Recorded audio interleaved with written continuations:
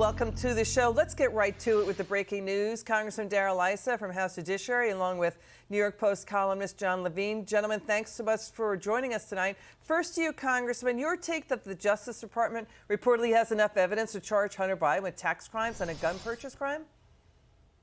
Well, it's the tip of the iceberg, and certainly what I've seen on his laptop and other places show that there's a lot more than that. The real question is, since the big guy and the brother of the president are also implicated, are they going to be put under the same scrutiny? So what more evidence do you have, Congressman, before I get to you, John? What else have you seen on the laptop? Well, what we've seen is in one case, a draft that includes Jim Biden back and forth planning what I would call foreign activity and foreign lobbying. As a matter of fact, the amazing thing is he says, I'm not a lobbyist in that. And that's just the tip of the criminal iceberg of their foreign lobbying. The big question now, and you alluded to it in the opening, if there are no logs, then how do we, in fact, show the conspiracy when the president says he never had meetings that we now have witnesses saying he had and they were in the meetings? Yeah, you're talking about the Delaware homes. There's no visitor logs there. Correct. Secret Service says that. John, what's your take on this story? Because Democrats led by Chuck Schumer, Nancy Pelosi, and Adam Schiff said this was all Russian disinformation, and there was a push by the FBI to get Mark Zuckerberg at Facebook to bury this Hunter Biden story in their search results. Right. Well, I think clearly people who've been following the Hunter Biden story in the New York Post and on Fox News, the evidence of criminality has been very clear for some time. So it's refreshing to see the feds finally catching up to where, we've all been. But the big question for me now is, do we see charges before the midterm? Do they come after the midterm? Or are there charges at all? Because obviously that's a decision for the Justice Department that is led by Merrick Garland. And that's, obviously someone who answers to President Biden, the person we're discussing about's father. So, if we do see, if there are not charges, or if we decide to go easy on Hunter, there's going to be immediate questions about whether some kind of deal was struck. And I'll agree with Congressman Issa, it is just the tip of the iceberg.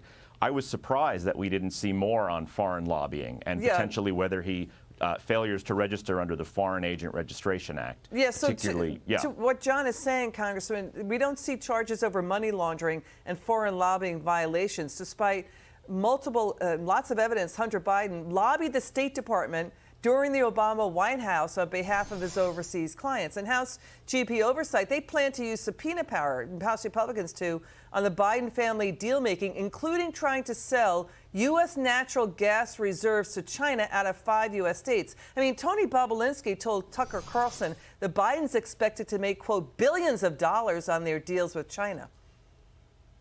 Well, I think you're exactly right. 48 hours after that interview, there's a leak of somewhat unrelated potential charges.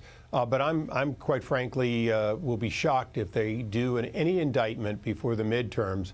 I would strongly suspect that this is a false statement in order to give the left the ability to say, oh, yeah, there's nothing here and anything is being taken care of. I'm going to make you a side bet. There will not be an indictment before the midterms. So that's what your prediction is. I think, are you saying the same thing, John? I mean, what's the fallout for the president here? This is a story about Joe Biden and foreign policy and much more, including national security. Right. I'm inclined to agree there won't be charges before the midterm. I think the Justice Department is inclined to not look political, and it would any charges before the midterm would have a very significant impact on the midterm elections, and I don't think they want to have a repeat of sort of, the James Comey situation in 2016. So I think anything would happen afterwards, but I'm not even convinced we'll see major charges because I have a feeling it'll be a slap on the wrist or a fine, especially things like the gun falsifying paperwork thing. People go to jail for that. It's a and very serious crime. People go to jail. People go to jail for tax evasion too. Absolutely. So I'm not even convinced we'll see the charges that merit, what we have here, but time will tell. And Congressman Tony Bobulinski, Hunter Biden's business partner, told Tucker Carlson Then Vice President Biden was heavily involved in the Biden family deal-making overseas, selling influence and access to the U.S. government, basically influence peddling based on the Biden family name. Let's watch this.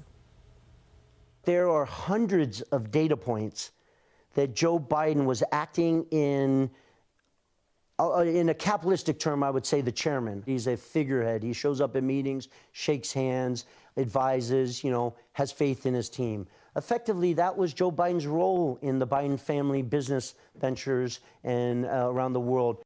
So he knew about it, right? And, so what's your reaction to that, Congressman? You've got a whistleblower who, at great peril to himself, is on the record, and other whistleblowers now coming forward. Jim Jordan has a long list of them. And what we're seeing is the FBI continue to be mum, other than these convenient leaks at a convenient time. And what John said a minute ago is absolutely true. We know that Hunter Biden evaded more than $1.8 million in taxes. Anybody else would go to jail for that. And as we speak, Tom Barrack, a friend of former President Trump, is being tried for what was, in fact, an open dialogue that he had very publicly during the Trump administration. They've turned that into a charge because he didn't register, when, in fact, this is an example of where the charge should be placed and hasn't. So what the congressman is saying, also this, John, the FBI whistleblowers have said that former FBI official Tim Tebow blocked the Hunter Biden probe. Tony Bobulinski said he reached out to Tim Tebow said he has evidence what's going on, and Tim Tebow never contacted him or never called him back. And House GOP oversight, they've got 150 suspicious activity reports filed by U.S. banks with U.S. Treasury, red flagging that there was weird money flows, and that also these money flows, John, were, as you've reported, were buried in multitude numbers of off-balance sheet shell companies that the Biden family used to hide what they were doing. Right. Well, I can tell you getting access to those SARs is one of Ranking Member Comer's on the Oversight Committee's top priorities. And should he become the chairman of the committee in a future Republican-controlled House, that's going to be one of the first areas of investigation, is getting those SAR reports, because banks are required to make those when there's suspicious transactions. And for 150 to have been generated is really unprecedented. And right now, they're not handing them over, and they won't hand them over until Republicans have control of the committee. Congressman Issa and Jon Levine, thank you so much for helping us out with this breaking story tonight. Thank you for It's having good to me. see you both.